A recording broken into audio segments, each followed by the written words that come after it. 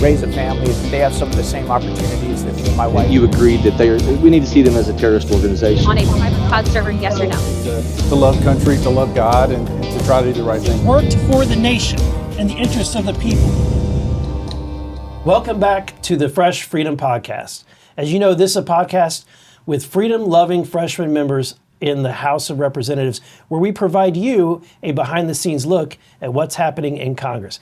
I'm joined by my fellow conservative freshman members of Congress, Josh Burkeen from Oklahoma, Andy Ogles from Tennessee, and a special guest, Congressman Scott Perry from Pennsylvania, who happens to be the chairman of the Freedom Caucus.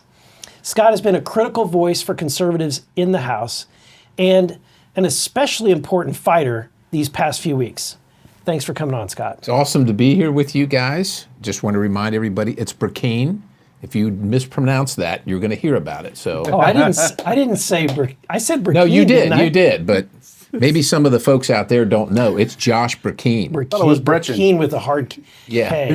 Yeah. Josh Breaching. So moving right along. So you're in Rayburn, so that means you've been here for a long time. I've been in Cannon, Longworth, and Rayburn. Oh wow! And the reason you go to Rayburn is because your staff, starting out in Cannon, doesn't have any room, and it's really this. Like I don't care. This room's twice as much as I need, but they want. Sure. You know, I'm serious. No. But that's you know, they ask, can we move? I don't care where I am, but they ask, can we move? So, okay, fine with me. Yeah. His office is actually strategic. It is in the corner of Rayburn. It's very hard to find. It's as far away from the Capitol as you can get and still be in the office buildings. Oh, there you go. And that's okay with me. So you first came into Congress. You're from a purple district, right? It's marginally Republican, but it's a swing seat, and yet I think what's unique about you is that your attitude is, while I have this district, I'm going to be me. I'm going to be a conservative. So tell us about how you navigate that. This is what I do. You don't have to be real bright to use this strategy. I just look at every vote and say, what's the right thing to do here? A lot of folks, as you know, they look at every vote and they do this, right? We call them, they're wringing their hands. I don't know what my voters are going to, you know, if I vote this way or that way, it's going to be bad or whatever. Just look at the vote, do the right thing. Election's coming, right? And I will tell you, you're going to take votes that people in your district are not going to like, and they're going to advertise against you, and they're going to put stuff on social media about you, whatever. You might give them 1,000 votes that they hate. But when it comes to election time, they're probably going to pick 3 that they're going to message on TV commercials. 3 things probably. That's usually how it goes. Right. You got to be able to defend those 3. You can probably do that. So I worry about election time at election time. While I'm in Congress for 2 years, I worry about voting the right way every time. That's what I worry about. And I make mistakes. I fall short like everybody does. You know, we all fall short of the grace of God. So I've done that on occasion. I go home and explain it to my folks. And that's just how I do it. So for those who don't know Freedom Caucus, can you explain Freedom Caucus, what it is and what your role is? I can, and this is so awesome to be able to do. So the Freedom Caucus exists, and there's a mission statement. You can go online and look at it. Freedom Caucus exists to speak for the countless millions of Americans who feel like Washington has left them behind and doesn't represent their interest. And that's our focus, is for America. And so we love being a part of that. I love being a part of that. I feel like it's the greatest honor. Some people work their way up in Congress to be the chairman of Ways and Means Committee or chairman of Transport, chairman of something, where you're selected by this whole weirdo process in a basement where everybody circles around a cauldron or something. It's probably not quite like that, but you know what I mean. You know what I'm talking about, right? It has to do with. You know, at that point, you got to like beg the other members of Congress to support you to rise up to this. I've never aspired to any of that. It's not merit-based at all. It's not merit-based at all. You campaign for it. I mean, you campaign for you flyers all that. Campaign within Congress for those positions.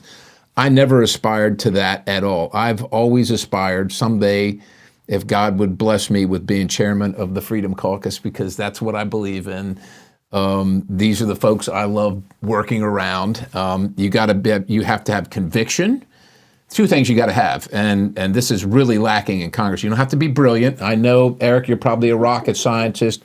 Ogles was a brain surgeon before he became a congressman. Nuclear physicist over here, Burkeen. You know, you don't have to be a rocket scientist. You need courage and conviction, and that's the Freedom Caucus. Courage and conviction. You got to say what's the right thing, and most of the time, doing the right thing is the hard thing, and it's the thing that people don't like, and sometimes it's the unpopular thing. But that's what the Freedom Caucus stands for. And so I just happened to show up here at this really consequential time in American history. Now, we prepared for it.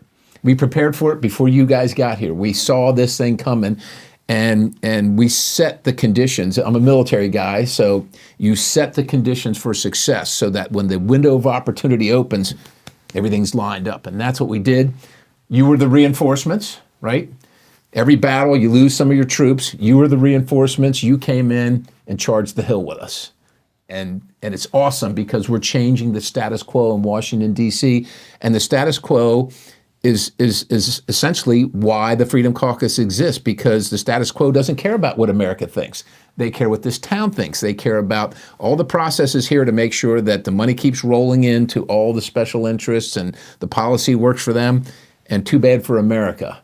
And you guys came in and we charged the hill together and changing the status quo. Can you elaborate on that in terms of the stage being set? Even before the three of us as freshmen got elected, I was reading about Scott Perry and the Freedom Caucus putting forth an idea about how we would do rule changes. This was like September of last year. Yeah. And the thought was you would have so many members in the majority to obtain the majority for the first time in a number of years, that the ability to get those rules agreed to by the conference may be lacking. Can you talk us through how, because most people we could run over this and not fully understand what you're saying there. The staging was being set for an opportunity. Right. I love what Zig Ziglar says. He says when preparation meets opportunity equals success. That's what we call luck. So talk about what's happened in the last 10 months. And that, because I want people to understand, like we don't understand because our only context is the last 10 months. And Freedom Caucus's involvement. Well, so we may not want to say. No, I think it's kind of widely known, certainly around here, and we're well hated or at least disliked for it. But we watch this operation, which is really made to be top down, where members really don't have any say. There's this illusion.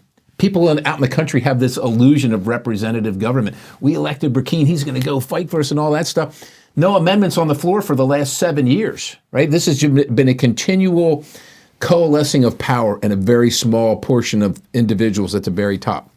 And so we've been experiencing that, and we foresaw that we were going to get the majority, right? And we all saw it coming, not because, quite honestly, not because of what Republicans were doing. We weren't earning people's vote.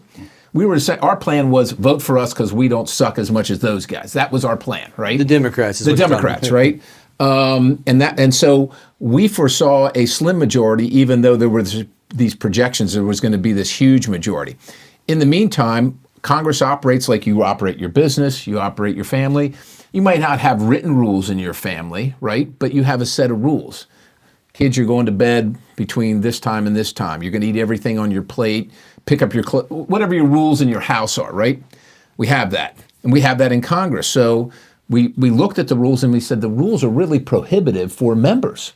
Read 4,000 pages in 3 days. You can read 4,000 pages in 3 days, but as you know, 3 days in Congress is different than Ogle's 3 days, right? Ogle's 3 days is Monday, Tuesday, Wednesday, right? That's 3 days in the Ogle's family. But you guys know in Congress, day 1 is 1 second before midnight. Day 2 is 24 hours. Day 3 is 1 second after midnight. So the 3-day rule was really the 24 hours and 2 second rule to read 4,000. But we said that's crazy. We don't want that to happen anymore.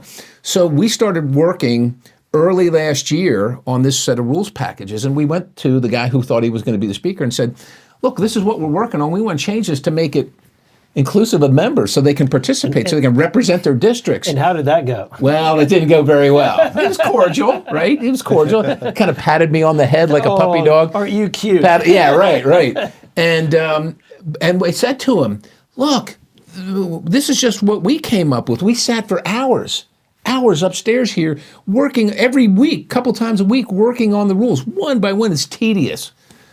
We're members of Congress, it's, all that stuff is just, you think about every single possibility, right? And everything took hours upon hours and days upon days. Well, we came up with this thing and said, look, if you don't like these, come up with some of your own ideas. We told this to our leadership. Look, we don't have all the good ideas. If you have good ideas to make it more inclusive, well, of course, you're telling that kind of tongue in cheek because they don't want to make it more inclusive. They're not interested in any of this stuff. Right. And at that time, with the expectation Republicans would take the House, right, they thought they'd have 20, 30 members they thought in they excess of the majority. 240-seat majority, right? There's which would mean the Freedom Caucus is irrelevant. It would become irrelevant. It's they didn't think they would need the vote, right. so patting you on the head. Pat me on the head. So it really got really focused in July of last year, and I kept going and I kept going. And then I would take members of the group with me to these meetings, and it kept getting bigger and bigger. Still pat me on the head. Not interested. Patting us all on the head. Can't be done.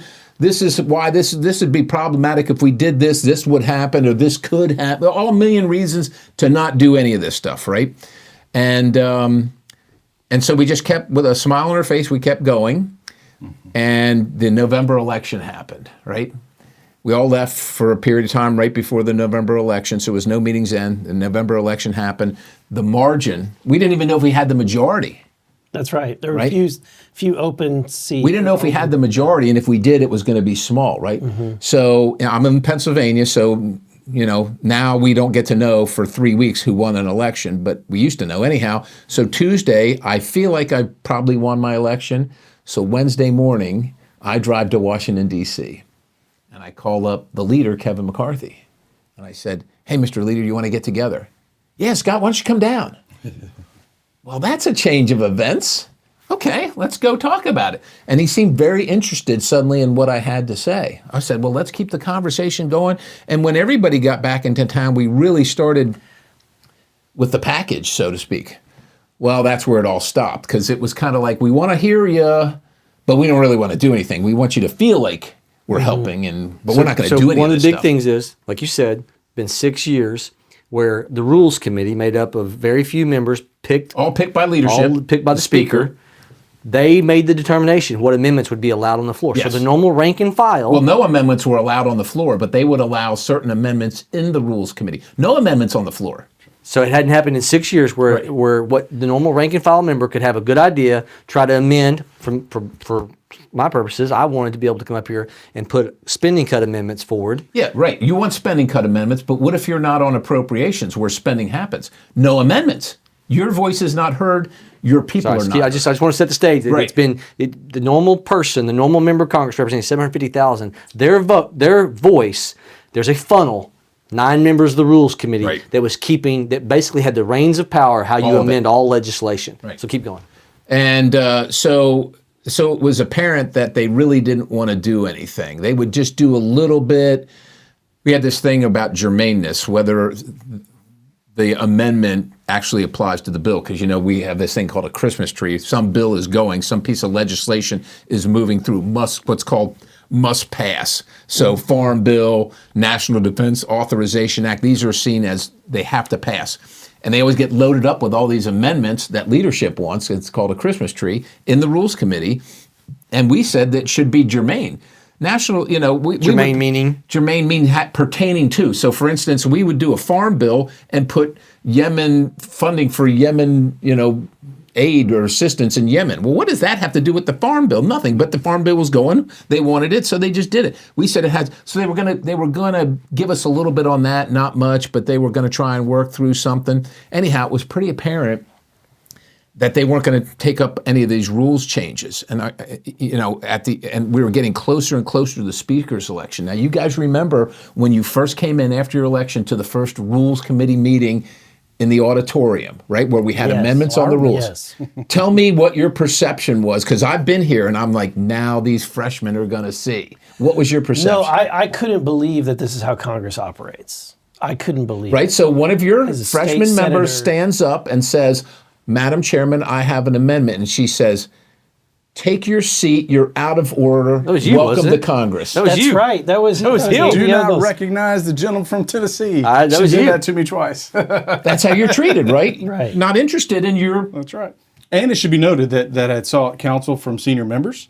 There was a senior member sitting next to me across the aisle that cued me when to stand up. So I was timely, I was in order, and to offer my amendment to be recognized at the mic. And I was the first to jump up there. So ergo, I should have been the first recognized, and she totally ignored me. And then finally, when I sat back down and waited for my second opportunity to stand up, she cited the own rules, saying basically it was her purview whether or not she would recognize a specific member. And even at that point, I had members of Congress who, some of the old timers, stood up, went to the mic and said, "You can't do that to him." And then she was like, "Oh, yes, I can." But what did you guys think of that? Well, I was ready for war. Yeah, Were you disappointed? I Were you was really shocked? disappointed. I especially in learning about the way that bills can go through this place, and that really every bill was basically drafted by the speaker, plopped through rules, and Didn't go through committee. No input from members. No Designed to input from keep the citizens. designed to keep people safe, so that nobody has to take a hard vote. Right. And I'll never forget. And which is destroying our country because they camouflage all the garbage in with a little bit of good. Everybody goes home and has some talking point defense. Well, I know it had all this bad, but it had this one good thing, and it protects them, and it's $35 train wreck for trillion America. in debt. But yeah, then we had the vote, and he got the majority, but he was short. He was short. I went, but right before that was on that was at the next organized. So you had the rules meeting, and then you had that meeting. In the intervening period, I called him up. I said, "Kevin, can I come to your office?" And he said, "Sure, come on down." So I went down. I said, "Kevin, after that rules meeting, I said, if you don't change something dramatically right now, I mean, like when I walk out, you need to walk out and do a press conference telling about how this place is going to change." I said, "You're not going to be speaker. You're going to have the votes." Really? And he kind of laughed me off and said, "Okay, I hear you," and nothing happened, right? So then it's January 5th. We were having the vote on January 6th for speaker. January 5th, a bunch of us got in my office for 11 hours and worked on some things, including all the rules package, that we would vote for him to be speaker. One last effort. And if you remember, there were 5 or 6 members that said, "I will never vote for Kevin McCarthy for speaker." You remember that? They were out in the media now for a month and a half, saying it publicly. I had them in the room with me. So at 6 o'clock that evening or 7 o'clock, whatever time it was, I said, "Okay, we're done. I'm going to go see Kevin, and we're going to pitch this to him and tell him this is what you're going to have to do to get these votes to become speaker, and I'm taking you with me," one of the Never Kevins. As a matter of fact, one of the original Never Kevins. I grabbed him by the shoulder and said, "You're going with me." Went down, and I presented it to Kevin. We talked him through it. He looked at me. He shook my hand. He said, "You're not serious," and he got up and he walked away. Oh, really? Oh, really? So I thought, oh my goodness, I guess it's on. So do you remember, were you in conference the next morning? Yes. Do you remember what that was like? Remember, he came in and he was pretty angry. And how did he treat all of us? How did they treat all of us? Do you? Right. I mean, That's right, a member, when I walked in, a member said, "Your presence here disgusts me." That's what he said right to my face. Wow. But we went to the microphones, as you remember, and we said, "This is our case. This is how we're going to vote." And they were angry. And we went to the floor, and the voting started. Well, I remember the one gentleman that threatened that anybody that voted against him, take off your committees. Everybody should lose their committees, be taken off the committees. And that at that moment, several people got up and started walking out because they realized that's what this place is going to about. go more ugly. Well, when you think about the speaker fight, for most of us, there was nothing personal. It was about the rules. Right. It was about changing how this place operates. It should be noted that most members of Congress campaign on the fact that this place is broken and they want to come up here and fix it. And then you have 20 of us that decide we're actually going to put forward a proposal that will change how this place functions. And then they were against it. It should also be noted that the conservative pundits who've made millions of dollars talking about how broken this place is and that how they have a solution how to fix it, when we actually stood up to fix it, then they attacked us. Yes. One of them called us a terrorist. Yes. Right? A bunch of terrorists. Right. Now, after the fact, now that you have germaneness, now that you have 72 hours to read a bill, now that we have all these amendments, suddenly, well, this is the best rules package ever. Yeah. You're welcome. So let's talk through the last 10 months and the ability for people to see who's really serious about cutting spending. Yeah.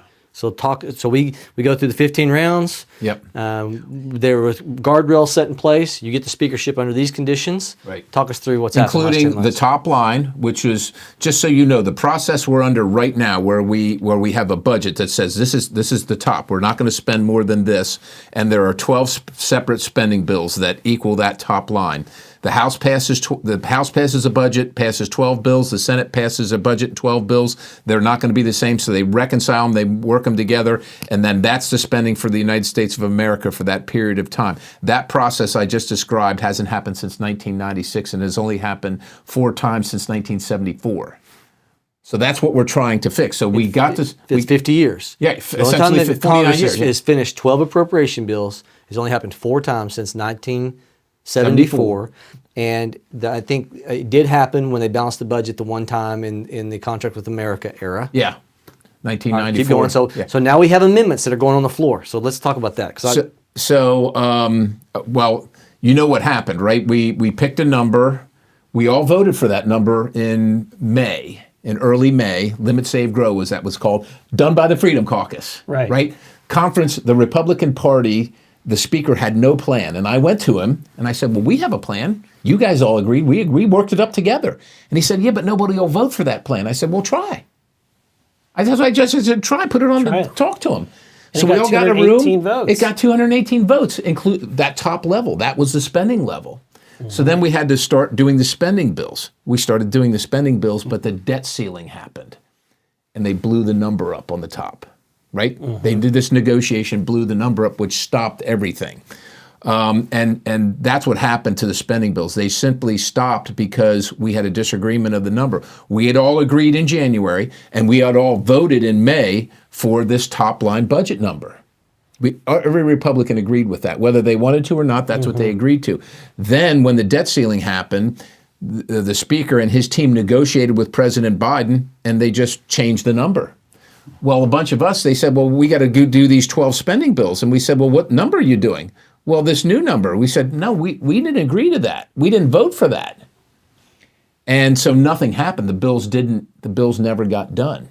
And as you guys have realized and probably have watched from the outside, there's 4 people in Washington that write these spending bills habitually. The leaders of the Senate and the leader of the House, they work together and they do an omnibus, right? Everything's included, all the spending, all the bad stuff, all hidden right before Christmas. Because the fiscal year ends It's September 30th. The bills aren't done. Only happened last time since 1996, right? So what they do is these continuing resolutions. Well, we work on the bills. We got to keep the government open, so we'll pass we resolve to continue the spending and the policy that we passed the last time. And that will give us time to get our bills done, even though we've had 9 months. But we're going to get them all done now. And of course, that goes always right before Christmas. And then everybody wants to go home for Christmas. So they say, well, we couldn't get them done. We'll just throw this all in one pile and you all vote for it. Or if you vote against it, now we're going to blame you for shutting down the government. Well, nobody wants to be blamed for shutting down the government. So look, I tried as hard as I could, but this is the only chance I had. It was the only option I had. And everybody would vote for it except for people like me and you guys who said, no, we can't keep doing this. And that's where we were headed 3 weeks ago for the same exact thing. And of course, as you know, Speaker was vacated. People said you didn't stick to your promises. You had no intention of ever passing these bills. You're headed for an omnibus where everything's in there, where you, Hakeem Jeffries, Mitch McConnell, and Chuck Schumer negotiate what's the spending for the whole country for the whole year, including all the earmarks and all the terrible stuff and all the terrible policy. We're done. Whole new day now in Washington, D.C. The Washington, D.C. was rocked in January. It was just rocked again. And in short, the system's rigged. I mean, it's designed to continue to spend. It's designed to grow. And what the rules package has done, what the new speaker has done, is set up. It's a new day in Washington. It's a breath of fresh air. Doesn't mean it's going to be easy. No. Doesn't mean it's going to be smooth. Still got to fight through it. Yeah, we're going to have to fight. And it was designed to keep people in the dark, the people back home in the dark as to how their members truly what they truly thought and the crap that was being passed. So that's why, people back home, they think that their member is just as conservative as you or I or Right. Jim Jordan, Oh, boy. right? Now, I had a member that's been here a minute or two or longer, who arguably most people would consider a rhino, came up to me and said, Andy, I'm as conservative as you are. I about fell out of my chair. Well, you sure don't act like it. Well, they always want to. They feel that. Yeah, right. But when we vote differently than them, it puts a spotlight on them, and they don't like that. So they got to tell themselves, well, I'm just as conservative as that person. No, actually, you're kind of not. You're not. There's rhetoric and there's actions. Everybody's a campaign conservative until you vote. So this is what I wanted to get to. So now we have the ability to put spending cut amendments on all general appropriation bills post January 1. And put people on record. And that's the point. So we've gone through half of our 12 appropriation bills. That's all happened in the last couple of months. And so when those here, you probably more so than anyone, got a lot of amendments. You see out of 222 Republicans, and you see a Perry amendment, and it's on a general appropriations bill, and it's a further cut to one area, one diversity, equity, inclusion type program, or just going back to 2019 spending levels. Right. Oh my gosh, can we not live off the government of just a few years ago on certain programs? What's the vote count we constantly see? I usually get about 150. I think. You get better than I do. I'm get about 80 on the ones I put forward. You must really want to cut spending. So we'll take out of 222 Republicans. You'll see anywhere from 80. I say average is what you see on most amendments is about 100. About 100, yeah. About I'd say 100 so, people will vote. So that means I'm lacking 20. That shouldn't. I don't know where I'm lacking those 20, but those spending cut amendments, now that goes into a scorecard. Now everybody can go back home and fact check, is my member who claims to be a conservative, as concerned about the debt and deficit spending as they say they are on the campaign trail? And so when you go look at these scorecards, you get a chance to see, based upon what's not happened in 6 years, how did they vote on Perry's amendment to cut even further? Yeah. Because they don't cut enough as it is. We talked about that top line number. So all those 12 bills are going to equal the top line number. And these guys and gals on the Appropriations Committee, and it's usually the Cardinals that are driving, they call the top person a Cardinal. I don't know whether you folks know that. I don't like any of that. I would get rid of that whole committee. That's another story. But they're the ones that determine what that spending is on that bill. And when they can't even meet the top line level, and then they come to the floor, I've just had amendments and on the floor on an appropriations bill, and the Cardinal stood there and yelled at me on the floor, and he said, apparently this representative actually doesn't like saving money because I had an amendment to cut more, and he said, we're the ones that are cutting. First of all, you're not even meeting the requirement, and that's the minimum the requirement right now. It's much higher than what we voted for in May. Well, to simplify it, I mean, in this town, a cut and an increase is considered a cut. Yeah. It's still an increase. Yeah, it's still an increase. It's just not as much of an increase, That's right. And so they don't want to cut anything, and they fail to recognize, acknowledge, realize, whatever, that we're going to be by the time your term is done, $36 trillion in debt. You're going to be here when it's gone up about $6 trillion, right? And that $6 trillion equals higher gas prices, grocery prices, electricity prices, your credit card debt. These are all your bosses, your constituents that are out in your districts. I know you know this because you talk to them. They're struggling to make ends meet. And we keep on spending here like there's no tomorrow.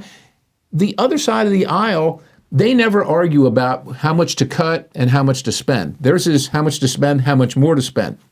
On our side of the aisle, it's at least how much to cut and how much to spend. And of course, folks like us say, we don't, even if we want some of this stuff, maybe it is nice to have, but we can't afford it. We don't have any money. This is borrowed money.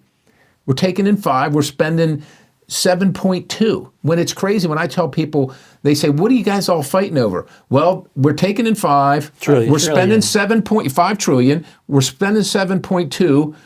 We asked them to spend 7.1 Right. That makes us crazy. And they think that we're crazy because we want to drop it by $100 billion. $100 billion, right? So Scott, so the people back home understand basic understanding of overspending causes devaluation of your currency. Right. We've lost since 2017. I looked it up not too long ago. We've lost 20% of the dollar value just since 2017. So every dollar is worth 80 cents. It's not worth $1. So this is why the average person needs to care. Instead of electing people who's going to promise me more, you need to be electing people who are saying, what are you going to do to cut spending to stop the devaluation of my dollar? So my dollar goes further so that the decisions I make, I can afford them, right? I don't need the federal government making my decisions for me. I want to make the decisions, and I want my dollar to go further. You're absolutely right, Josh. The most effective legislator I heard said one time is not the one who's bringing home the most, it's the one who's keeping the most in your pocket. Yeah. Or how about retaining the most that you earn. Intrinsic value of your dollar? Yeah. Well, then part of that is when you look at, say, Israel, and again, this is a radical idea up here. It's called a pay for. So there's this idea of an Israel supplemental to help rearm and in our case. So you got to explain supplemental because they don't even know what that means. So right? that's essentially new money that's not in the budget. On top of extra. Remember that top line with the right. 12 bills? This is on top of that extra. Right now, go. So now you're saying, well, what if we do a pay for, meaning we take money from one line item somewhere in the budget. So like, I always give the example, we've got a little farm. We've got a budget. I want a new tractor. Well, guess what? It's not in the budget to get a new tractor. So if I'm going to get a new tractor, I have to move money in my budget to get it, to make it happen. So that's all we're proposing. And specifically, we're saying, well, why don't we cut money out of the IRS? I'm guessing everybody at home is okay if we cut the IRS's budget. Right. Or quite frankly, we could target education. But again, the idea of having a pay for spending is radical up here when every American right now is having to figure out a pay for That's right. on how to afford gas, how to afford medicine, how to afford rent, et cetera, et cetera, et cetera. And again, this place is broken. That's what we're trying to fix. That's what we're fighting for.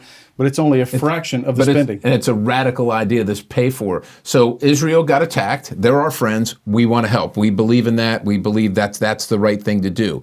We have these accounts that we put money in. The IRS is one. There's a whole bunch of them around town. The money hasn't all been spent, but it's sitting there.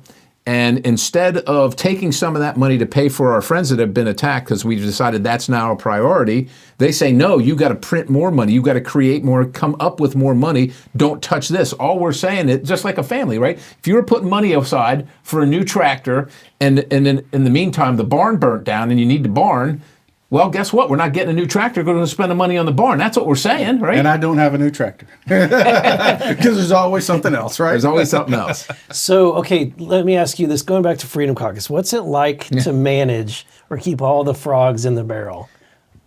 I don't look at it that way at all. First of all, we're conservatives. We're free thinkers and we're analytical thinkers. And we all have.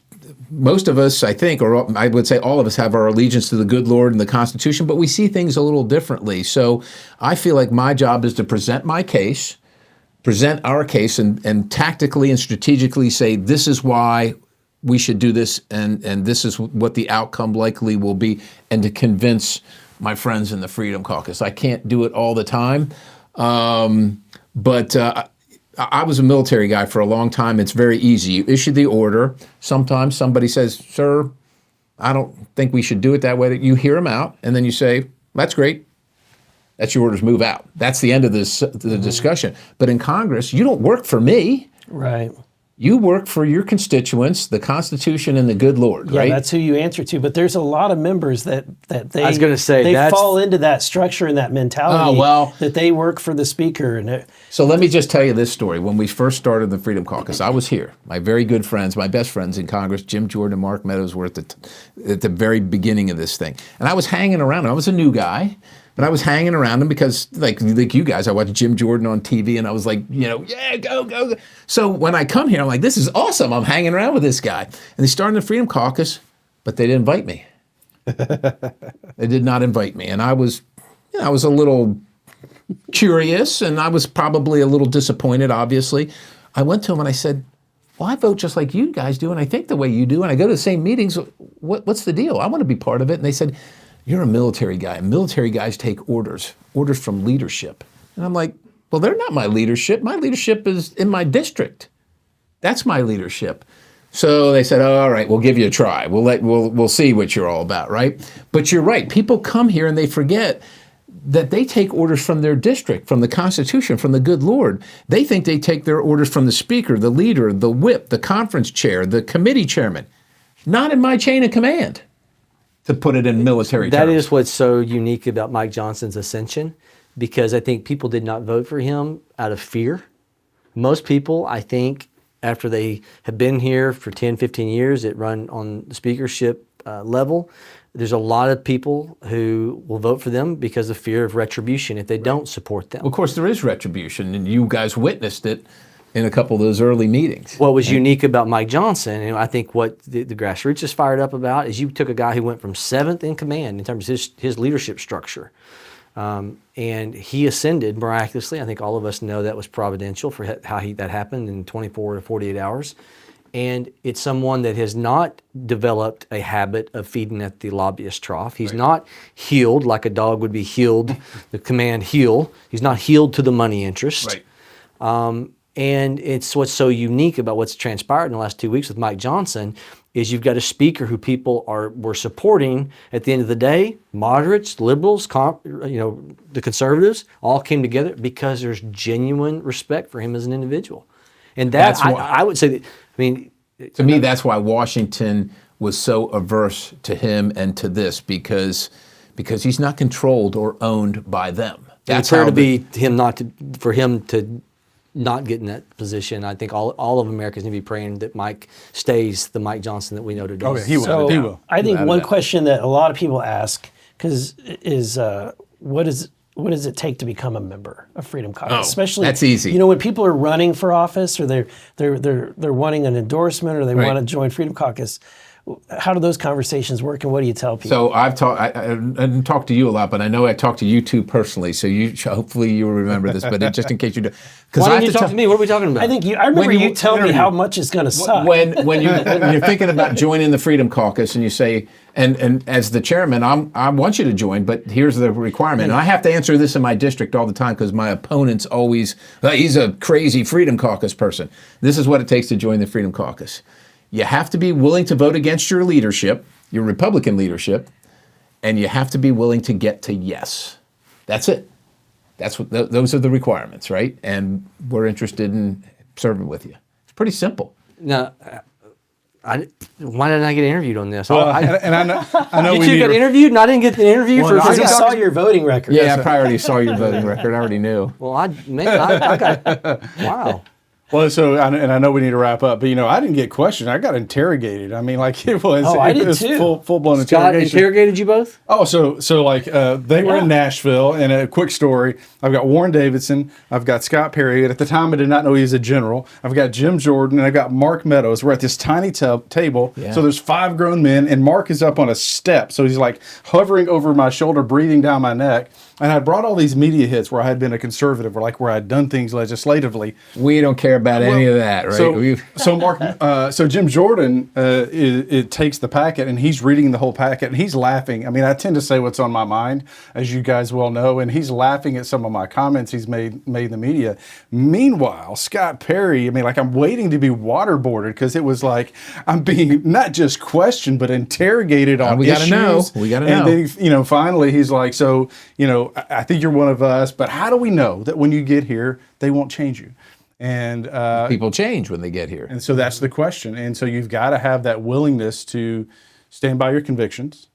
Your allegiance is to the Lord, to the Constitution, and to your district. And if you can do those things, you can be a successful Freedom Caucus member. And if doing the right thing gets me unelected, I'm okay with that because I came here to do the right thing. You got interrogated like this too? Oh, yeah. I did. I got interrogated by Andy Biggs first. And then I had a meeting with Scott and got interrogated in a completely different way. So how did I get the pass? Andy Biggs was talking about Hayek and Mises, and Oh, well. Yeah. right, we had those kind of conversations. I'm kind of down in the dirt. I'm pretty, pretty rudimentary. Well, we looked at we've already looked at your voting record. See, I don't know. Maybe Eric was a little later to it. I'm not sure. Ogles really didn't have. He was a chief executive, so he could tell us anything. We don't care about media reports. Because he didn't have a state legislative voting record. Right. So, okay. All right. So, my feelings aren't as hurt now. Thank you. Well, thank you for leading us. Thank you for It's leading been Freedom Caucus. been my honor. So thanks for being a mentor to us, and for being a positive influence on the conservative movement. Appreciate you. That's all we have for this episode of Fresh Freedom. If you like these episodes, please share them with your friends, like and subscribe to them on whatever tool that you're using to listen, whether it's Spotify, Apple Podcasts, YouTube, Rumble, anywhere that you listen to podcasts, please subscribe and like it. We'll see you the next time on Fresh Freedom Podcast. So long. I had no idea it all went down.